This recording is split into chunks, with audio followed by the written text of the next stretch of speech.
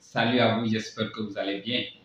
Bienvenue sur C'est développer pour réussir. Ici, nous parlons des développements personnels, nous parlons de l'entrepreneuriat et tout ce qui concerne nos comportements. Parce que moi, je reste convaincu qu'un véritable succès passera forcément par le changement de comportement. Donc aujourd'hui, la famille, je suis vraiment ravi d'être devant vous aujourd'hui parce que nous allons parler une fois encore à la jeunesse africaine, à cette jeunesse consciente qui sait où elle est en train d'aller. Donc à travers le conseil d'un grand frère que je respecte ici, que je profite également pour saluer, c'est l'ex-préfet de Abidjan, du nom de Vincent Toby Irei. Donc à travers une vidéo, il va nous donner, en tout cas nous tous, y compris moi, et quelques conseils pour nous permettre vraiment de réussir dans notre vie. J'ai suivi plusieurs fois cette vidéo et je crois qu'elle mérite qu'on partage ensemble. Donc restez jusqu'à la fin, restez focalisés, prenez un cahier de notes et puis on se voit après.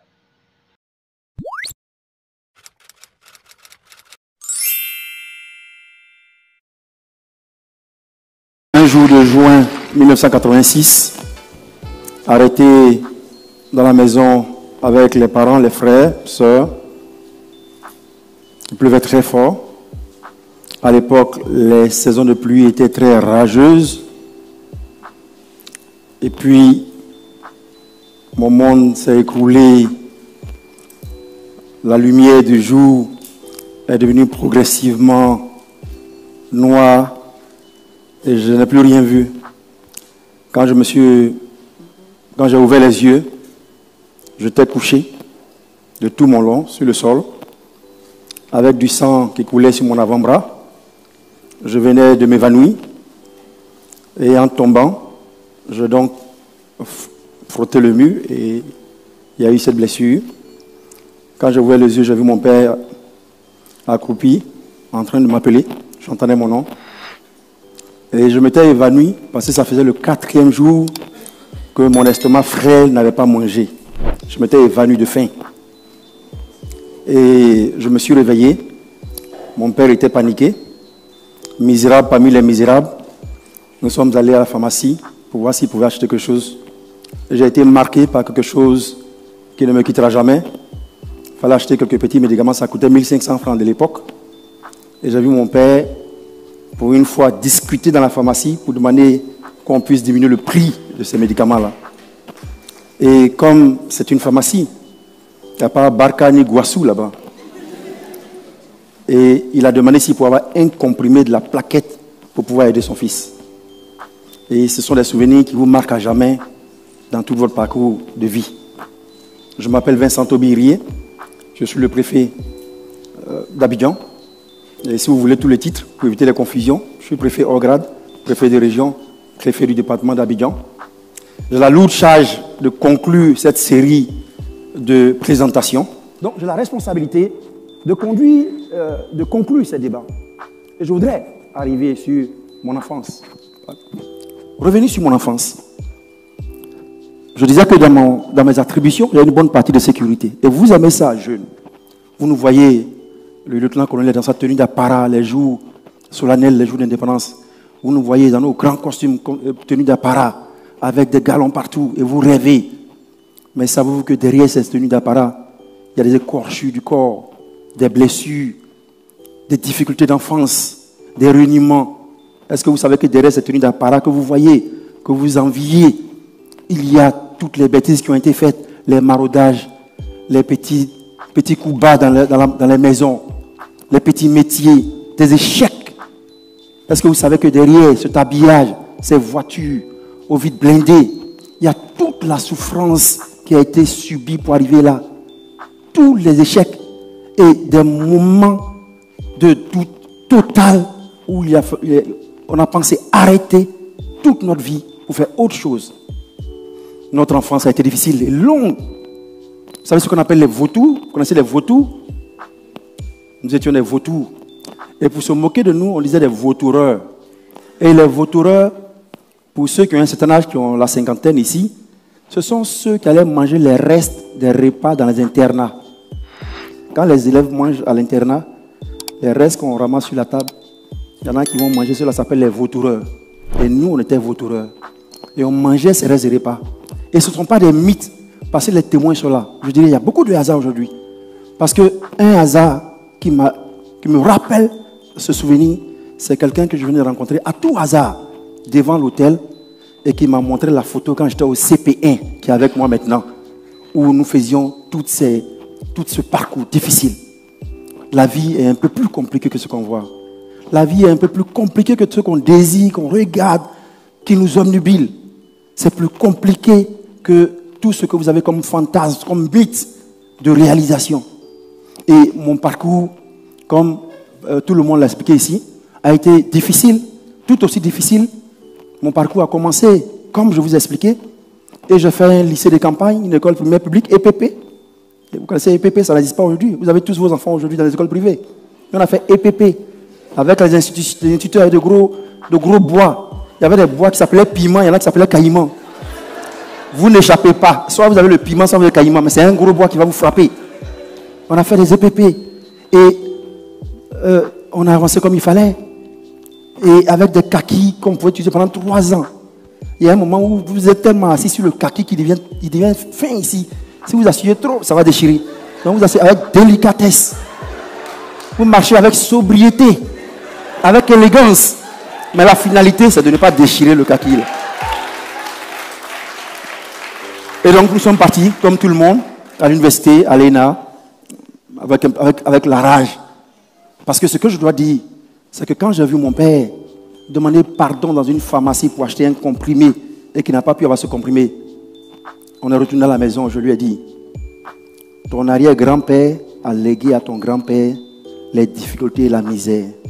Ton grand-père a légué à ton père la misère, les difficultés, la famine. Ton père t'a légué à toi toutes ces souffrances. Moi, tu m'as légué la famine jusqu'à ce que je m'évanouisse. Je ne léguerai plus jamais les difficultés à mes enfants et à la descendance. Et cela a été le moteur de ma vie. Je suis rentré à l'ENA, je vous épargne les détails, je suis sorti comme sous-préfet, je démissionnais, et puis je me suis jeté à l'aventure. J'ai tout abandonné, j'étais le plus jeune sous-préfet de Côte d'Ivoire, un peu comme mon frère Moulot. Le plus jeune sous-préfet, je trouvais que j'étais trop jeune pour une fonction trop protocolaire. Je suis parti à l'aventure, à Londres, un peu partout dans le monde, glaner les diplômes.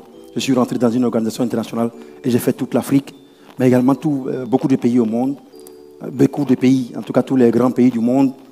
Mais c'était un hasard, ce n'était pas par la poche, ce n'était pas par désir, c'était des missions qui me menaient dans ces pays pour apprendre, pour exécuter des missions. Et je travaillais dans des pays qui étaient totalement effondrés. Au Congo, mais également l'Est de la RDC, totalement effondré. Vous voyez des gens se tuer, mourir autour de vous. La Somalie, Puntland, où on parquait tous les bateaux qui étaient détournés par les pirates. Le Somaliland, qui sont des États qui existent sur le territoire, mais qui n'existent pas sur papier. En Libye, tous les pays pratiquement d'Afrique, plus d'une 40aine de pays d'Afrique. Et quand vous revenez de là, vous revenez avec beaucoup d'amour et d'humanisme. Vous n'avez plus la même perspective que tout le monde. Vous ne regardez plus le monde comme tout le monde. Tout ce qui est jaune pour tout le monde, vous paraît un peu vert. Parce que vous voyez au-delà. Il y a tellement de vie, tellement d'amour. Et c'est les missions que nous nous donnons. On ne travaille pas au hasard. Les missions sont des missions sacerdotales. C'est-à-dire des services de Dieu. Tout ce que vous faites. Vous êtes photographe, caméraman, preneur de son, dans ces salles maintenant. C'est une mission de travailler en perfectionnant.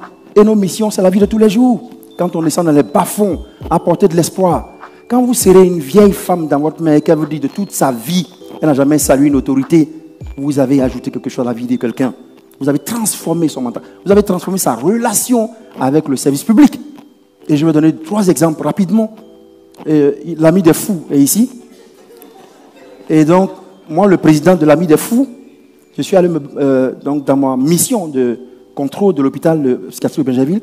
Je suis allé une fois à l'hôpital psychiatrique et encore une fois, comme il le disait, cette perspective de classifier, de catégoriser. Et j'ai même écrit sur ma page actuellement, pour ceux qui l'ont lu, mon témoignage à l'hôpital psychiatrique de Benjerville, nous sommes tous des malades mentaux ici. Et je vois des êtres humains qui voient au-delà. Je vois une petite fille que je n'ai jamais vue de ma vie, qui me raconte ma vie en Grande-Bretagne, à Hampton Court, et les marchés, on l'a acheté à Peckham. Je vois une autre petite fille qui a 16 ans, qui me dit comment j'étais enfant de cœur dans son village, il y a de cela 40 ans. Je vois quelqu'un d'autre qui me prédit mon avenir, que je ne vais pas dire ici parce qu'on vous connaît. Des personnes que je n'ai jamais vues de mon existence et qui sont capables de parler de ma vie, de moi. Ils n'ont pas Internet parce que c'est interdit, n'est-ce pas, docteur? Ils n'ont pas accès à tout cela. Mais comment vous faites? Parce qu'ils transcendent la chair, les contingences physiques actuelles. Ils voient au-delà parce qu'ils ont de l'amour pour l'autre. L'amour qu'on ne leur donne pas et qui les a traumatisés au point de les rendre malades. Et c'est ça la puissance de l'amour, du travail. Travailler avec acharnement. Et j'ai vu des médecins, bien sûr, qui traitent des cas désespérés, mais qui sont contents de le faire. Et l'image qui a été projetée de ce crâne, de ce corps vide avec des choses gluantes, c'est ça.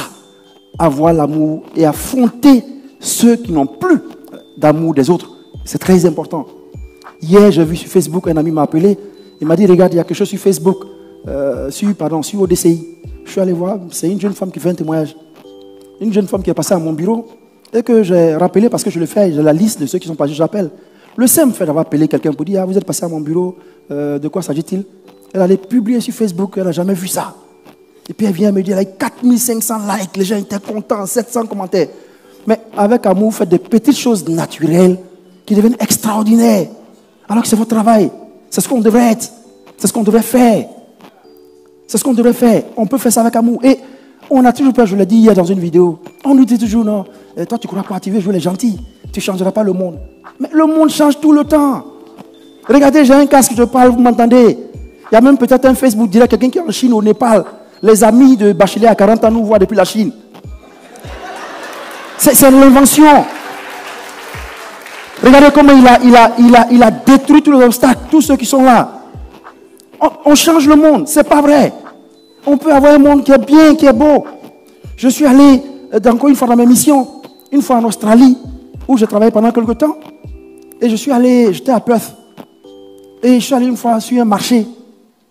Et avec un ami, on a choisi des produits, des légumes qui étaient bien sur la table. Au moment de payer, je demande, on dit, il n'y a pas de vendeur. Pourquoi il n'y a pas de vendeur? Non, le prix est affiché. C'est en plein air, les gens viennent de la plantation, ils déposent. Vous déposez l'argent pour le nombre de kilos que vous avez pris, puis vous partez. C'est l'amour. L'amour, la confiance, le travail, le respect de l'effort de l'autre. Un marché sans vendeur. Venez essayer ici. Venez. Laissez vos produits, allez vous balader. De toute façon, moi à Abidjan, ça peut arriver. Peut-être à Bassam. Et c'est ça la mission de tous les jours. Travailler avec amour. Vous donner. Nous parlons aujourd'hui parce que nous essayons de changer les expériences. Mais nous avons des missions dures. Et j'ai quelqu'un de la sécurité qui est là. On met les gens en prison pour votre sécurité. On organise des situations difficiles. On prend des décisions administratives. On doit déguerpir des gens. On doit déplacer des familles. On doit faire des nominations. On doit écarter des gens pour que la société fonctionne bien. Mais c'est des missions régaliennes de l'État avec lesquelles on ne transige pas, on ne s'amuse pas. C'est pour votre sécurité. Quand vous allez sortir de cette salle, vous allez prendre votre taxi ou votre baka, retourner à Abidjan. Mais vous savez tout le système sécuritaire qu'il y a derrière pour permettre que vous n'ayez aucune inquiétude. Mais quand on finit ces missions régaliennes, il y a la mission humaine de cœur, de parler aux gens, de leur sourire, de leur tendre la main, de dire bonjour. Et vous ne savez pas ce que ça apporte à votre vie. C'est très important de faire toutes ces missions de vie. Et vous pouvez tout faire dans votre vie. Vous pouvez avoir tout l'argent. Si cet aspect manque, vous n'êtes absolument rien. Et les jeunes ne le comprennent pas. Vous courez après l'argent tout le temps. Il y a l'argent, après la jalousie. Vous êtes aigri, vous êtes pas sur Facebook. Vous insultez des gens que vous ne connaissez même pas, avec des pseudonymes. Mais vous vous trompez vous-même. Parce que derrière vos pseudos, nous on sait que tous ceux qui sont derrière le pseudo, on peut tout découvrir. Qu'est-ce que vous avez fait? Parce que vous projetez vos propres échecs sur vos amis. Pourquoi lui réussit alors que moi je n'ai pas réussi? Comment elle peut faire une poupée noire? Elle veut dire quoi? C'est une vilaine poupée. Voilà. Parce que vous n'avez pas fait ça. Vous injuriez pour rien. Parce que vous n'avez pas. Vous projetez votre échec. Lui veut dire qu'il est quoi? Il est quoi? Il vient d'où? Et vous êtes là, vous suivez souvent les contre-modèles. On vous voit éparpillé sur Facebook. Mais tout ce que vous faites sur Facebook, ça va vous rattraper. Le gouverneur de Floride a dû démissionner parce qu'il y a 30 ans, il a tenu des propos racistes.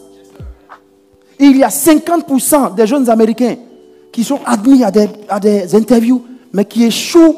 On ne les recrute pas au dernier moment parce qu'on a fouillé Ils étaient en train de boire sur Facebook, ils ont mis des photos partout, en train de tenir des propos. Mais faites attention, utilisez les moyens. Et puis, il y a le côté spirituel. Vous pensez que la vie est gratuite, que vous partez au hasard, que vous êtes tellement fort, tellement intelligent, que Dieu n'est pas dans votre vie. Mais tout ce que vous faites, c'est la grâce. Il y a quelque chose qui est au-dessus, qui est immatériel, qui est invisible. C'est ça qui vous guide. Ne pensez pas. Tu me fatigues, va là-bas. Je n'ai pas envie d'employer certains mots. Les injures gratuites, mais c'est une masse qui est sur votre corps qui se déplace. Et vous ne comprenez pas tout ce que vous faites échoue. Vous ne comprenez pas. Mais c'est ça. Vous avez accumulé cette négativité, ces nuages noirs sur votre corps, sur votre tête. Vous ne pouvez pas avancer. Oubliez ça. Chacun a sa chance. Libérez votre cœur, libérez votre esprit, libérez tout ce qui vous charge de la négativité qui vous empêche d'avancer. Dans l'autre, il y a de l'amour, il y a de la force, il y a de la foi. Regardez ce qu'il y a derrière l'autre. Regardez ce que l'autre peut donner. Si vous ne pouvez pas aider, ne déshonorez pas. Le petit qui demande l'argent dans la rue, si vous pouvez lui donner, ignorez-le. Mais ne l'injuriez pas, ne le frappez pas. Donc, évitez les jeunes, évitez de sombrer dans la résignation. On ne peut pas faire un pays là bizarre, un pays là bizarre. Quelqu'un qui a été vautoureur, qui s'est évanoui de faim, et la trace est encore là. Malheureusement, il n'y a que des femmes qui peuvent voir la trace, vous comprenez? Et vous allez dire à celui-là qu'il n'y a plus d'espoir pour une vie. Non, ce n'est pas vrai. Ce n'est pas vrai. Ne sombrez pas dans la facilité. Laissez les autres parler. Laissez les autres s'agiter. Laissez les autres dire des choses qui ne sont même pas souvent vraies. Il y a des difficultés, c'est vrai. Mais votre détermination à réussir sera toujours première devant n'importe quelle difficulté de la vie. Regardez ceux qui vous ont parlé. Regardez les 9 qui vous ont parlé. Regardez leur vie. Ça part de rien. Regardez les drames qui sont arrivés. Je prends ça par exemple. Les drames affectifs familiaux. Les drames biologiques.